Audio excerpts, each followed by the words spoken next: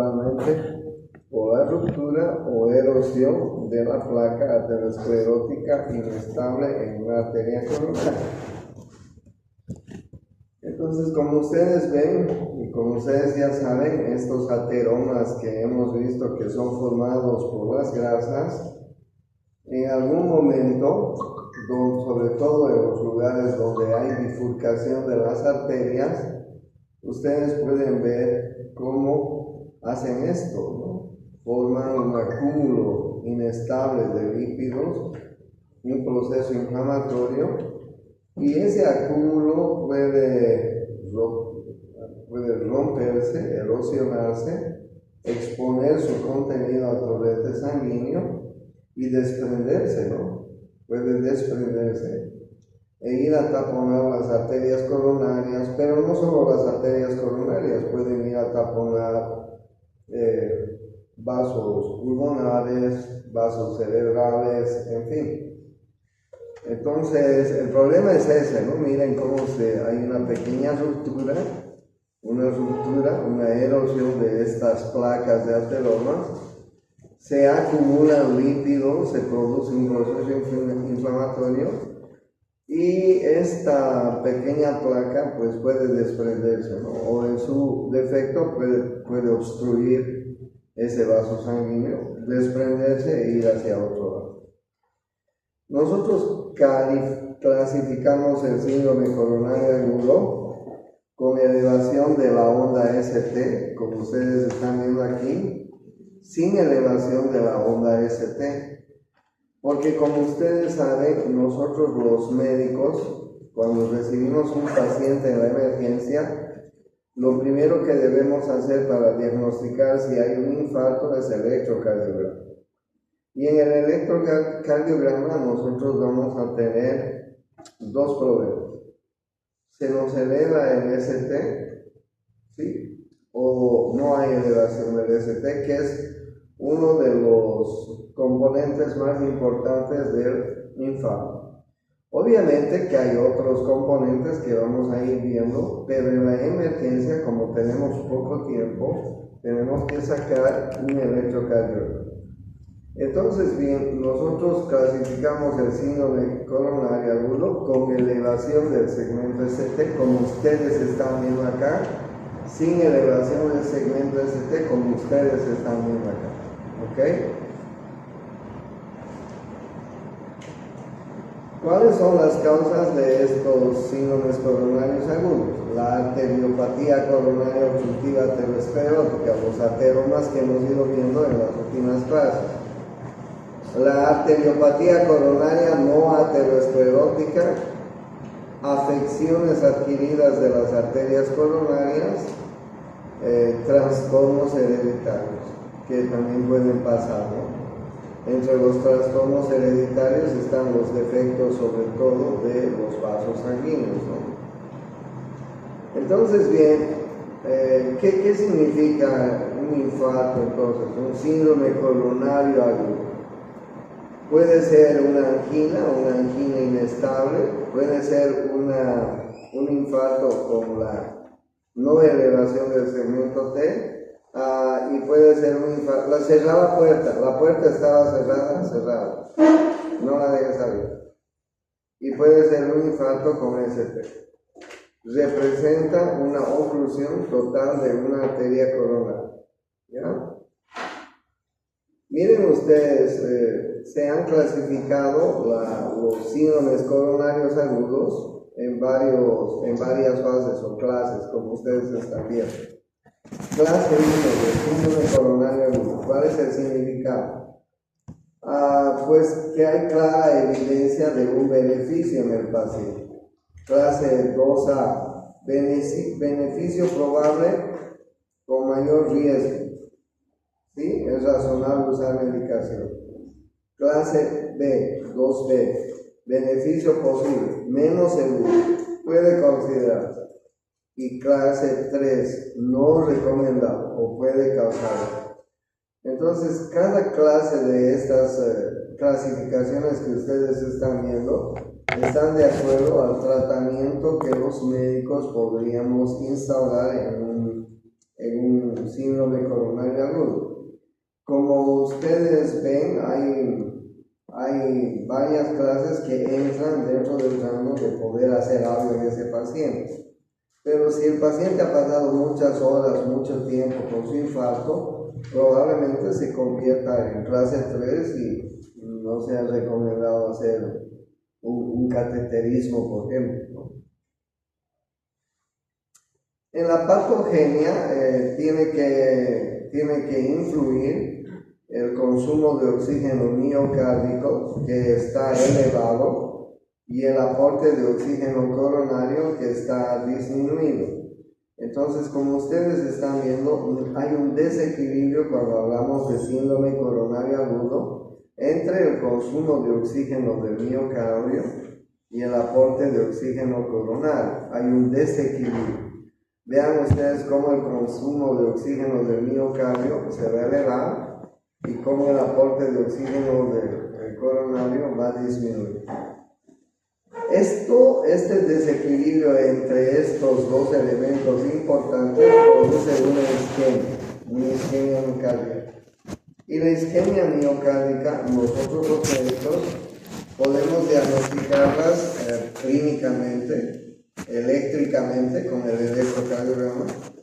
Podemos clasificar metabólicamente, porque pues, podemos determinar si hay una acidosis en esos pacientes.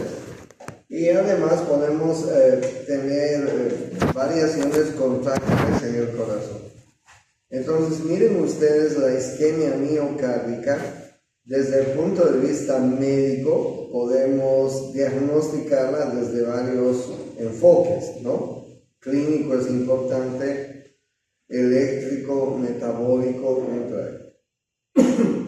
Generalmente se trata de un paciente que tiene antecedente, ¿no? Un paciente que es hipertenso, un paciente que es gordito, un paciente que es obeso, un paciente que es sedentario, un paciente que probablemente fuma, toma bebidas alcohólicas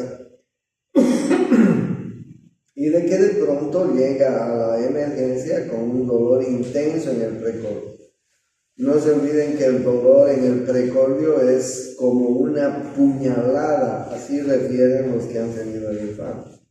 Y esa puñalada es un dolor que se traspasa hasta la región del omóplato. Y además es irradiada hacia el hombro, hacia el brazo izquierdo, hacia el cuello, etc. Pero imagínense el dolor de una puñalada, ¿no? Debe ser intenso, es 10 sobre 10. Entonces, ese es el antecedente que tiene un paciente. Pero claro, no se olviden que este paciente tiene antecedente patológico.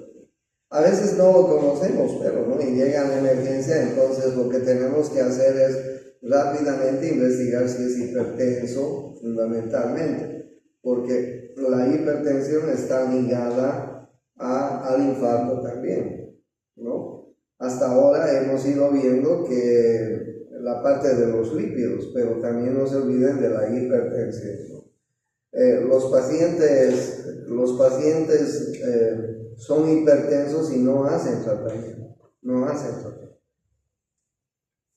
Entonces la hipertensión es una poderosa causa del infarto.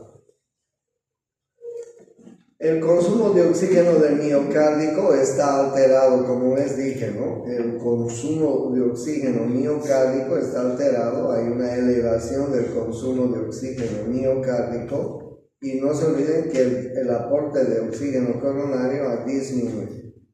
Entonces, como el consumo de oxígeno miocárdico está alterado, hay factores que determinan esta alteración. Claro, el corazón, si tiene algún problema, va a comenzar a latir más fuerte.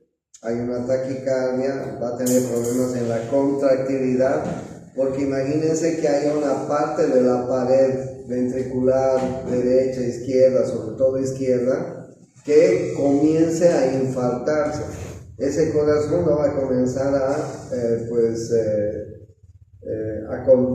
hacer una contracción. La contractilidad va a estar alterada. Y la tensión en la pared también se va a ver alterada, porque imagínense ustedes un paciente que tenga un pedazo de la pared del miocardio que esté sufriendo, isquemiándose o tal vez necrosándose. Entonces la tensión de la pared va a ir afectándose, ¿no? Como ustedes están viendo, la presión intraventricular, el volumen ventricular, el espesor de la pared se van a ver alterados porque normalmente hay una buena porción. La arteria que más infarta es la descendente, la coronaria izquierda, la descendente anterior. Y la descendente anterior irriga el ventrículo izquierdo y la punta del corazón. Entonces imagínense que el ventrículo izquierdo, la punta del corazón estén isquemiándose o necrosándose en relación al ventrículo izquierdo, que ese ventrículo izquierdo tiene que bombear la sangre hacia la aorta. Entonces va a tener problemas importantes en su pared, ¿no es cierto? Y se va a afectar la presión intraventricular, el volumen, el espesor de la pared. La perfusión miocárdica va a estar alterada, ¿no? Precisamente porque no está llegando adecuadamente el oxígeno porque hay una arteria que se ha taponado, ¿no? Entonces, ustedes pueden ver que va a haber una presión de perfusión, que generalmente esta presión de perfusión va a estar, digamos, disminuida. La resistencia coronaria epicárdica también va a estar alterada. La resistencia arteriolar coronaria va a estar alterada. La resistencia intravascular y la reserva coronaria van a estar alteradas, porque ustedes saben que ha habido una coronaria que se ha taponado, que se ha obstruido, que se ha ocluido. Y entonces estas presiones van a afectarse, van a ser factores que van a determinar el sufrimiento del miocardio. ¿Ok? Bien, dentro de la fisiopatología del síndrome coronario ya saben, aterogénesis, es decir, la formación de un ateroma. Ya hemos visto por qué se producen los ateromas, ¿no es cierto? Es una disfunción del endotelio de los vasos, un acúmulo de lipoproteínas en la pared vascular, formación de lesiones vulnerables. Ya saben que los kilomicrones, los VLDL, los LDL, los IDL son lipoproteínas que son los formadores de acúmulo de lípidos, de formadores de ateromas en la pared. Ya sabemos que una vez que se han formado estos ateromas pueden producir una ruptura de las lesiones ateroscleróticas por factores mecánicos, biológicos, en fin, porque estos ateromas están sometidos a la circulación de sangre, ¿no?, que hay dentro del vaso sanguíneo. Entonces, esta circulación de sangre puede hacer que la pared del vaso se desgarre, se rompa y uno de estos ateromas pueda desprenderse, ¿no?, e ir a parar en otro lado. La erosión aterosclerótica, entonces, y la formación de trombos puede ser local en el mismo lugar o puede ser sistémica, puede ir a otro lado. Puede afectar estos trombos a la coronaria, a la circulación pulmonar, a la circulación cerebral. Acuérdense del Dr. House. ¿Han debido ver alguna vez el Dr. House? El Dr. House tuvo un trombo en la arteria femoral, por eso de ñato claudicaba al andar, ¿no es cierto? Enfermedad cardíaca isquémica. Entonces tiene factores de riesgo, ¿no? Los no reversibles son la edad, el sexo. Claro, la edad, obviamente que en personas mayores hay mayor riesgo, ¿no? El sexo masculino también no se puede cambiar. Y la tendencia heredofamiliar, genética. No se olviden que la hipertensión, la hiperlipidemia, hipercolesterolemia tienen un factor heredofamiliar. ¿Ok? Si ustedes tienen pacientes con hipertensión o con problemas de lípidos, probablemente son heredofamiliares. Hay factores reversibles, tabaquismo. ¿Fuma mucho la gente hoy en día? No he visto mucho. ¿Ustedes fuman? Los changos no, han dejado de fumar, creo. En mi época fumaban más la gente, pero hoy creo que la gente no fuma más. Pero hay un factor que nos hace daño a los cruceños sobre todo, es la humareda. Porque hay unos 3 meses del año en que estamos sometidos a una humareda intensa, ¿no? Por las quemas que hacen. Y eso es como si te metieras a una discoteca o un karaoke donde todo el mundo está fumando, ¿no? Y vos no fumas, pero eres un fumador pasivo, ¿no? No eres un fumador activo, pero eres un fumador pasivo. Y el humo te está afectando, ¿no es así? Y eso es lo que nos pasa cuando nos queman el bosque, la selva acá en Santa Cruz. Nos convertimos en fumadores pasivos porque ese humo nos va a hacer daño. Entonces, si bien ha disminuido el tabaquismo, no veo a la gente que fume hoy, a los jóvenes no veo que fumen mucho hoy día, aunque es relativo, ¿no? Porque, por ejemplo, los masticadores de coca siempre se acompañan de tabaco, creo. Hay que tomar en cuenta. La hipertensión arterial sistémica, eso es importante, eso es muy importante. Y la obesidad, obviamente. Esos son los factores reversibles que nosotros los médicos podemos revertir. Probablemente reversibles, la hiperlipidemia y la diabetes.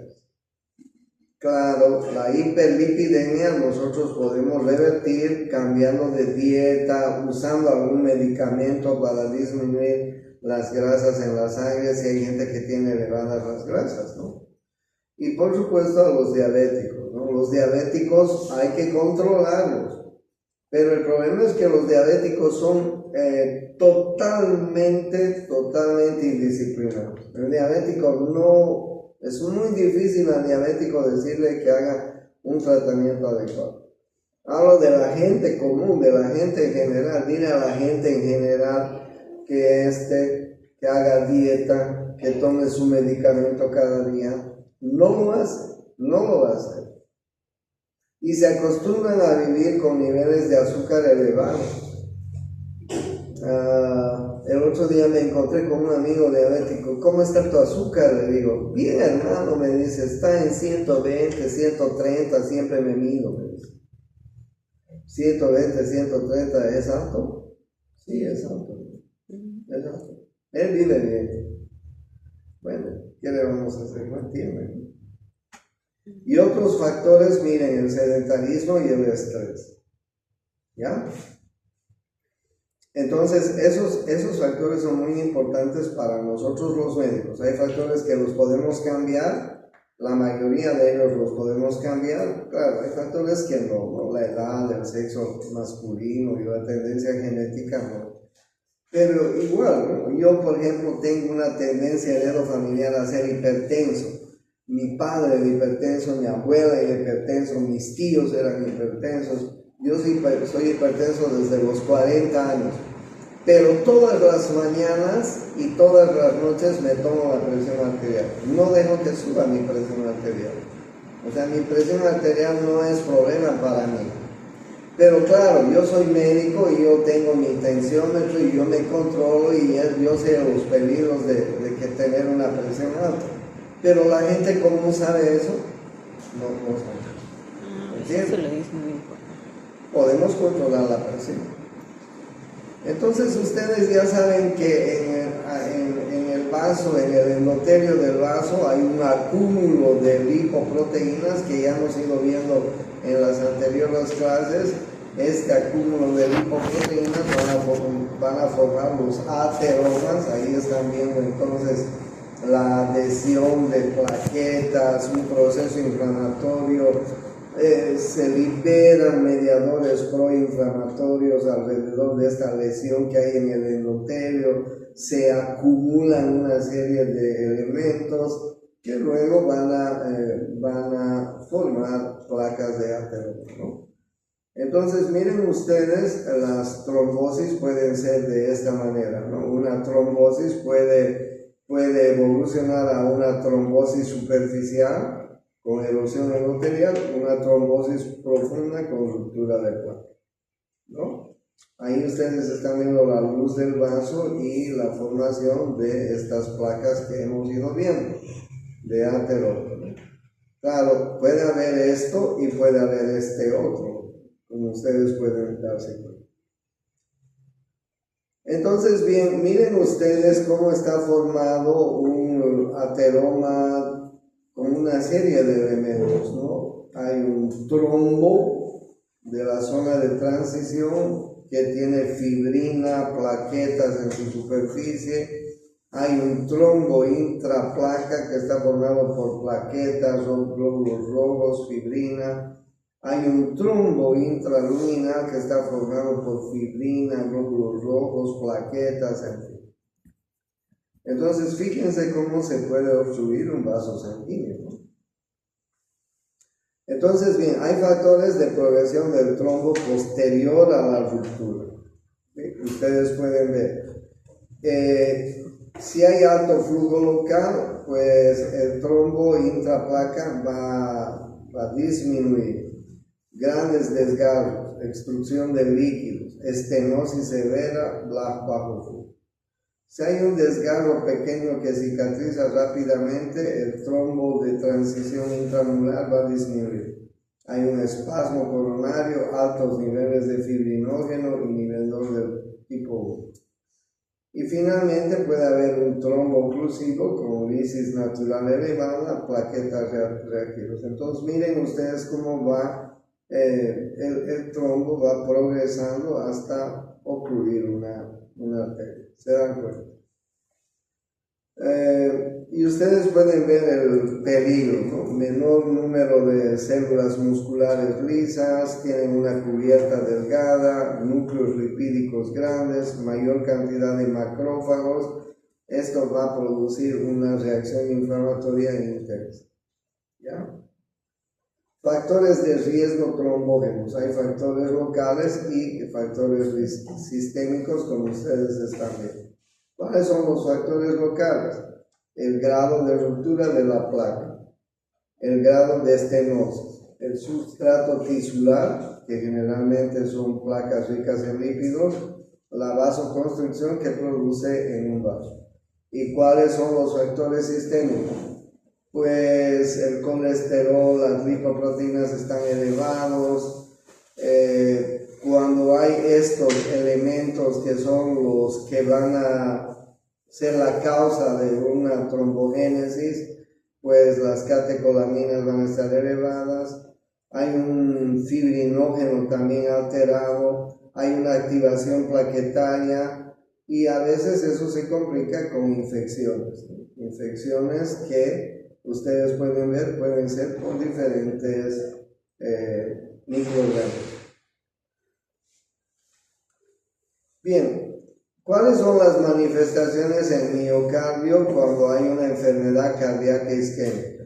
Ruptura y trombosis de la lesión arteriosclerótica. Ya sabemos eso, ¿no es cierto? Entonces va a haber una isquemia del miocardio. Va a haber una isquemia del miocardio por el que estos dos factores, acuérdense de estos dos factores del comienzo, están alterados. Al haber una isquemia del miocardio, va a haber una disminución de la función mitocondrial, va a haber una disminución de la oxidación de ácidos grasos. Se va a producir una glucólisis anaerobia y glucogenólisis. Va a disminuir la función contráctil y va a haber alteraciones electrofisiológicas. Claro, ustedes saben que la fibra miocárdica es una célula larga, es una fibra miocárdica, una célula alargada, como cualquier otra célula. Tiene su membrana celular, su núcleo, tiene sus organelos, su mitocondria, su aparato de Golgi, sus ribosomas y todo lo que tiene una célula. Entonces, cuando hay un sufrimiento de esta célula, de esta fibra miocárdica, hay una disminución de su función.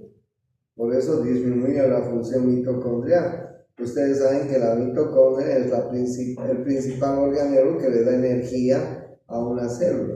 Si disminuye la función mitocondrial, si el ciclo de Krebs está alterado, no hay una buena producción de energía, van a disminuir la energía en esa célula y se va a producir glucólisis anaeróbica. La célula entra en anaerobiosis y eso va a hacer que ese organismo pueda entrar en acidosis.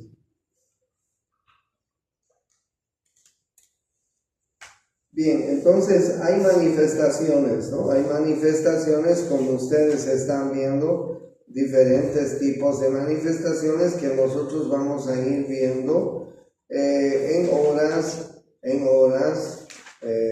días, que según el tipo de oclusión, ustedes pueden ver que las diferentes manifestaciones del tejido miocárdico van a ir produciendo alteraciones, ¿no? Sigamos. ¿Cuál es la clínica? La placa aterosclerótica estable, la placa aterosclerótica vulnerable puede producir una leve ruptura de la placa o puede producir una ruptura severa de la placa. Si produce una leve ruptura de la placa, puede haber un trombo que no es totalmente oclusivo o puede ser oclusivo. Si es un trombo no oclusivo totalmente, puede ir a una angina inestable o infarto de miocardio, no Q, así se llama, ¿ya? Porque no hay alteración del electrocardiograma. Si es un trombo oclusivo, va a haber un infarto del miocardio agudo. Eso es cuando se produce una leve ruptura. Y la ruptura de la placa puede ser severa también. Y si es severa, puede producir un trombo oclusivo y un infarto agudo del miocardio. ¿Sí? En la hemodinamia de la angina, porque antes del infarto puede ser una angina cuando la ruptura es parcial. Hay un estrechamiento de las arterias coronarias, hay un desbalance entre el flujo de sangre y el requerimiento de oxígeno, hay una isquemia parcial del miocardio, que se traduce en angina, es un dolor leve en el precordio. Hay un aumento del metabolismo anaeróbico, hay un aumento del ATP, hay un aumento del ácido láctico. Miren ustedes, la función en el ventrículo izquierdo disminuye, la función en la contractibilidad disminuye, la función en el movimiento de la pared ventricular disminuye, el volumen latido disminuye, la presión arterial disminuye. Lo que normalmente son cosas que vamos a ver en un infartado, ¿no? Como no le está llegando la suficiente cantidad de oxígeno al miocardio, ese paciente va a sentir dolor. Ese paciente probablemente esté en acidosis, es un paciente que está respirando muy rápido, que tiene taquicardia, porque su contractilidad ha disminuido y el corazón necesita aumentar su frecuencia cardíaca. Probablemente tenga problemas en la presión arterial, puede estar disminuida. Ese ventrículo izquierdo no está trabajando bien, fundamentalmente el ventrículo izquierdo. Los movimientos de pared están disminuidos, ¿no? Entonces, toda esta hemodinamia de la angina nosotros podemos traducirla en clínica, ¿ya? Entonces hay diferentes tipos de angina. La angina de esfuerzo, que es la angina clásica, ¿no? Un paciente sube gradas, hace un pequeño esfuerzo, juega fútbol, etcétera, y se le puede presentar una angina, que es un dolor tipo infarto, pero corto, breve, ¿sí? Hay anginas variantes que se llaman anginas Prince-Metal, hay anginas inestables, puede ser una isquemia miocárdica silente que no produce muchos problemas, puede ser una angina postprandial después de las comidas, puede ser una angina nocturna, puede ser una angina mixta, ¿okay? Son pacientes que empiezan a sentir dolor en el precordio. Claro, el dolor no es tan intenso como el del infarto, pero el paciente comienza a sentir dolor en el precordio, sobre todo ante los esfuerzos, sobre todo después de comer, sobre todo en la noche, puede ser mixta, etcétera, ¿no? Entonces, miren ustedes, la angina, digamos que es un llamado de atención, porque ese paciente que tiene angina está recibiendo una llamada de atención. Ese paciente probablemente termine en un infarto. Y no es solamente dolor en el precordio, ese dolor se irradia hacia el brazo, se irradia hacia el hombro, pero no es un dolor tan intenso como el del infarto, ¿ya? En el electrocardiograma ustedes pueden ver que puede haber una inversión de la onda T o puede haber una depresión del segmento ST en la angina. ¿Ya? El infarto, claro, es un poco más que la angina, hay una oclusión total, hay disminución de la contractilidad, disminución en el movimiento de la pared, disminución de la compliance ventricular, disminución del volumen latido y la fracción de eyección, disminución de la presión diastólica final en el ventrículo izquierdo, aumento de la presión diastólica final en el ventrículo izquierdo y aumento de la presión del volumen diastólico final en el ventrículo izquierdo. Claro, como el ventrículo izquierdo está con una porción de su pared isquemiado o tal vez yéndose a la necrosis, la presión de ese ventrículo va a tener que aumentar. Ese ventrículo va a tener que hacer más esfuerzo para expulsar la cantidad de sangre que expulsa. Entonces la presión va a aumentar. Y el volumen diastólico al final en el ventrículo izquierdo también va a aumentar, porque ese ventrículo izquierdo no puede expulsar toda la cantidad de sangre que le llega, porque no está actuando bien toda la pared, porque hay un pedazo de pared que está isquemiándose. Entonces eso va a producir una falla cardíaca, ¿ya? Miren ustedes, la descendente anterior es la que más se infarta, 40-50%, y cuando se infarta la descendente anterior, pues va a haber un infarto en la cara anterior del ventrículo izquierdo, en el septum interventricular anterior. Imagínense ustedes, ¿no? Imagínense ustedes, el corazón es un músculo pequeño del tamaño de un puño. Que la pared anterior del ventrículo izquierdo se isquemie o el septum interventricular se isquemie, obviamente que ese ventrículo no va a poder contraerse adecuadamente, obviamente que ese ventrículo va a sufrir la arteria coronaria derecha en un 30 a 40%, la pared posterior del ventrículo izquierdo.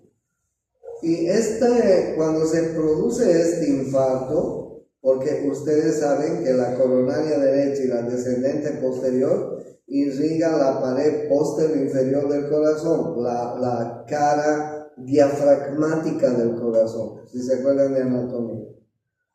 Y cuando hay un infarto de la cara diafragmática del corazón, de la cara posterior inferior, ese paciente va a presentar dolor en el epigastrio, no en el precordio, en el epigastrio. Es un dolor intenso en el epigastrio, como una puñalada.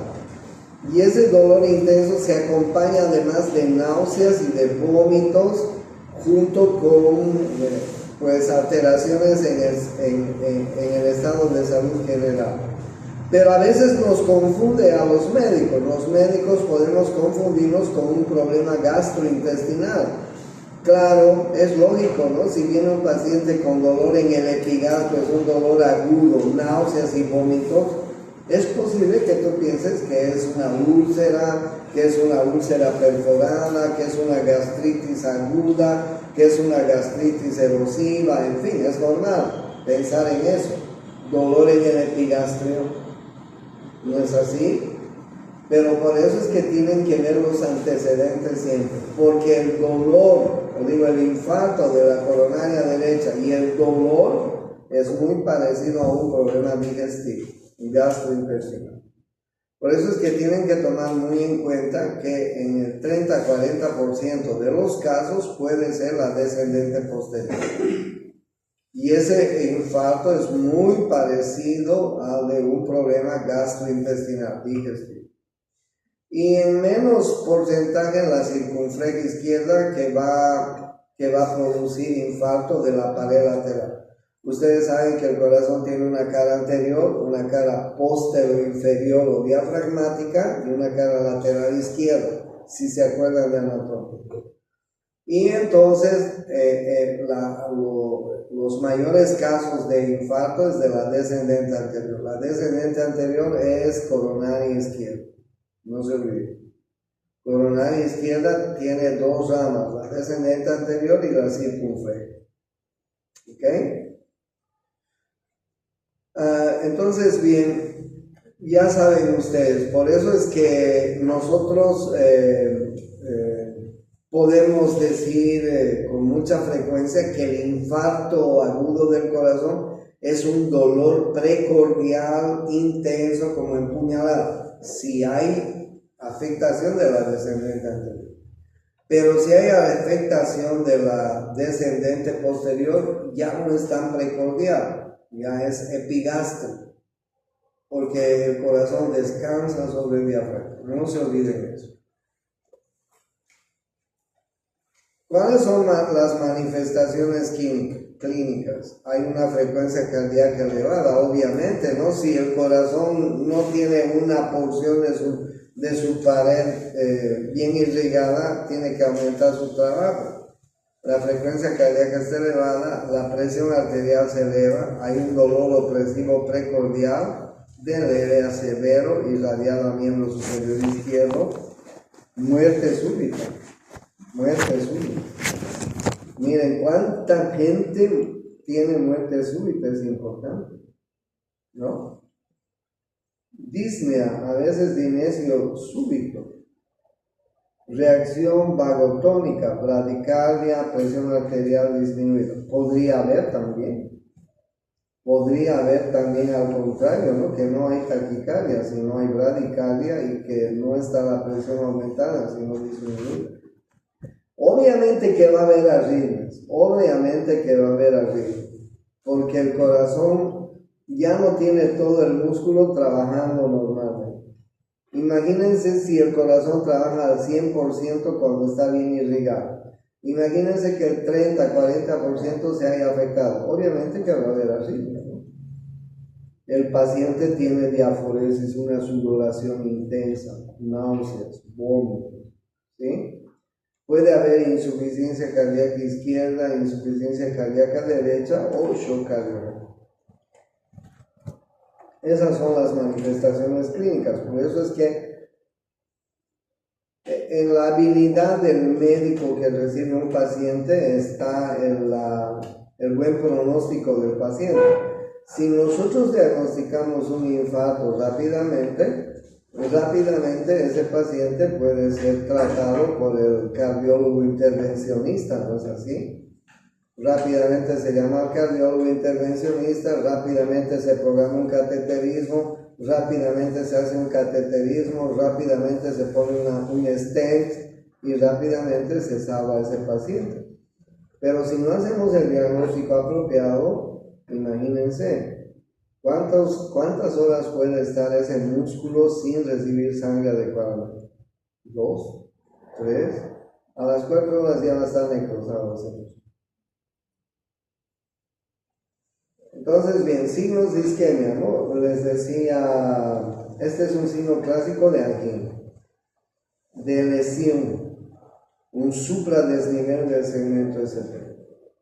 Y miren de necrosis, ¿no? Comparen. Esta es la onda Q, así se llama, ¿no? El desnivel del segmento ST es bien marcado y la inversión de la onda T. Hay diferencias, ¿no? Ven ustedes las diferencias, ¿no? Este es una angina, este es un infarto clásico y este es una necrosis. Una necrosis obviamente nos va a llevar a un desenlace más difícil, ¿no? Incluso hasta fatal.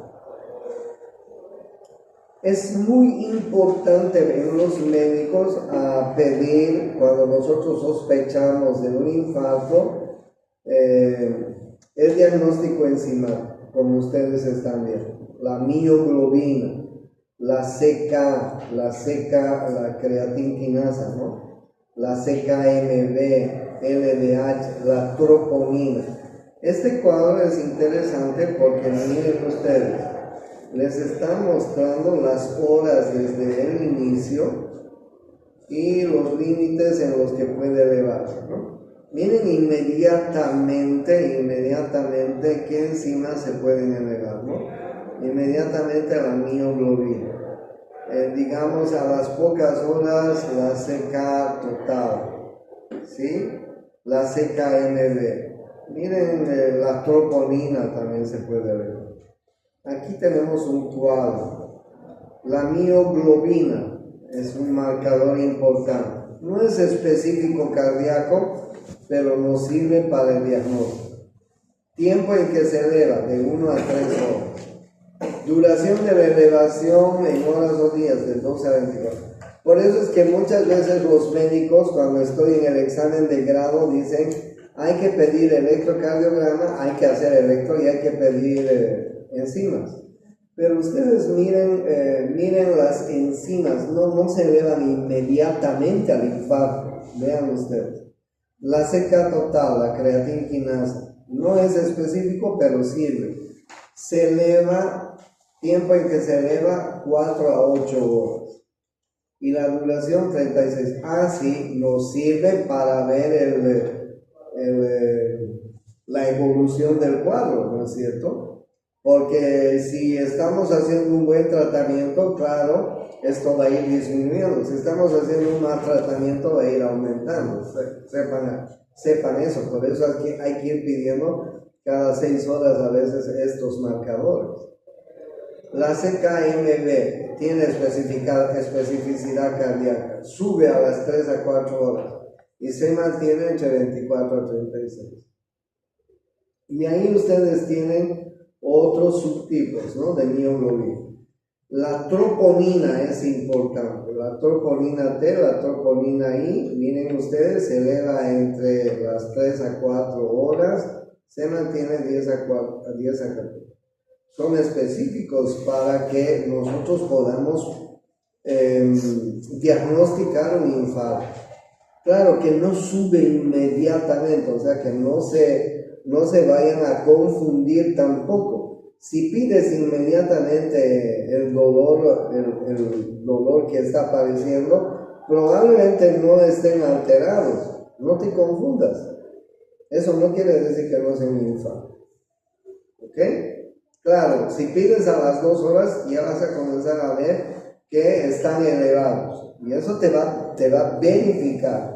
Por eso es que el mejor diagnóstico para el infarto es el electro. Eso no te falla. ¿Ya? El diagnóstico se apoya en la historia clínica, obviamente, ya les he dicho los antecedentes, ¿no? En el electrocardiograma y en los biomarcadores de necrosis, que son estos, los biomarcadores de necrosis. Mientras más vayan elevándose a medida que vamos controlando, más signos de necrosis tiene ese paciente. Tengan en cuenta eso. ¿Ok? El electrocardiograma es una herramienta para diagnosticar el síndrome coronario agudo. En casos de angina inestable o infarto de miocardio sin elevación del segmento ST, se puede observar una depresión del segmento T o una inversión de la onda T. Sin embargo, en algunos pacientes el electrocardiograma puede ser normal. ¿Qué más? ¿Alguna otra cosa más?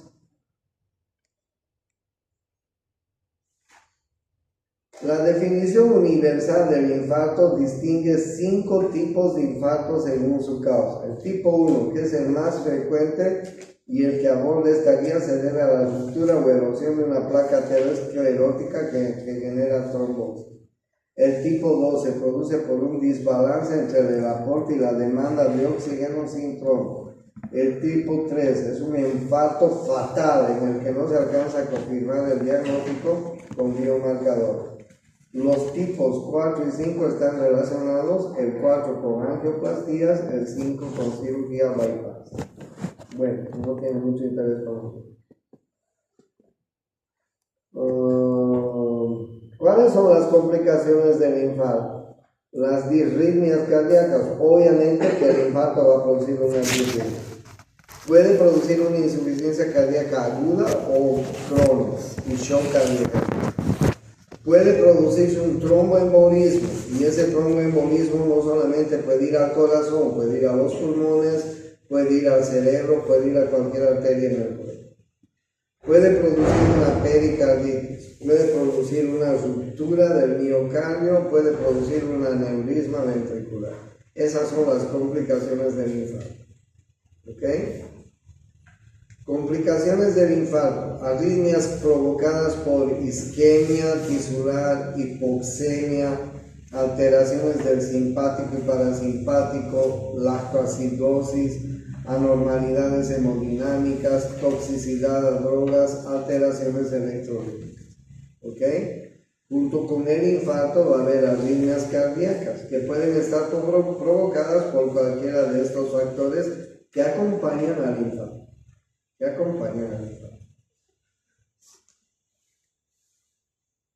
Las arritmias más comunes post-infarto es la arritmia ventricular, la taquicardia ventricular, la fibrilación ventricular. Las arritmias auriculares también pueden ser frecuentes. Los bloqueos son mucho más frecuentes. Si hay un infarto de descendente anterior, va a haber un bloqueo de rama izquierda. Si hay un infarto de descendente posterior, va a haber un bloqueo de rama derecha. Acuérdense de las fibras de Purkinje. Las fibras de Purkinje se dividen en ramas izquierda y ramas derecha. ¿Sí?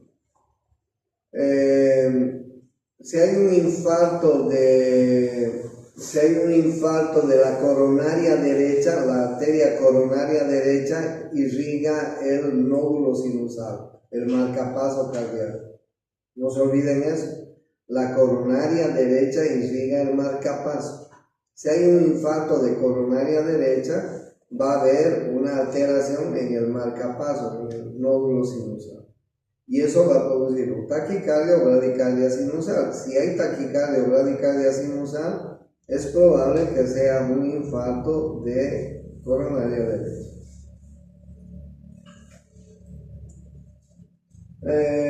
Es una clasificación que se maneja, clasificación de Philips. Clase 1, ningún signo de disfunción del ventrículo izquierdo. Clase 2 o más de los siguientes signos: si aparece un tercer ruido, si hay estertores pulmonares, si hay dilatación cardíaca a los rayos X. Clase 3, si además hay edema pulmonar. Clase 4, si hay shock cardiogénico. ¿Ok? El tromboembolismo puede ser una de las complicaciones muy importantes. Trombos murales comunes en exámenes post-mortem de infarto a miocardio, asociados con infartos grandes y pegados al endocardio del área afectada. Provocan embolización arterial sistémica. Claro, en cualquier lado, en cualquier arteria. La embolia pulmonar es frecuente y secundaria a trombosis venosa profunda. Pericarditis es otra de las complicaciones. A menudo llamado síndrome de Dressler, ocurre en el infarto transmural y en el subepicárdico transitorio y aparece en la primera semana post-infarto del miocardio. Presentación súbita con dolor en tórax, fiebre y frote pericárdico. Es otra de las complicaciones del infarto, la pericarditis. La ruptura miocárdica, el aneurisma ventricular son otras de las complicaciones. Bueno, ruptura miocárdica, ya se imaginan, ¿no? Ustedes una ruptura miocárdica. Un aneurisma ventricular.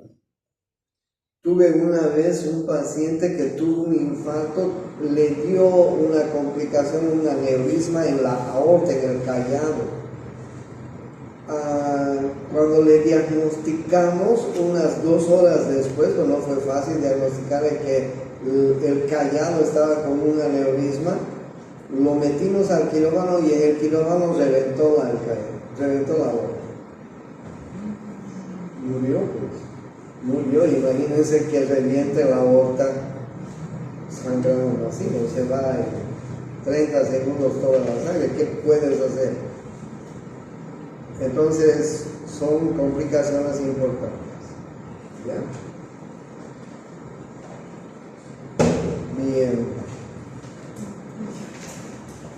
El día jueves es jueves de disertaciones, un segundo.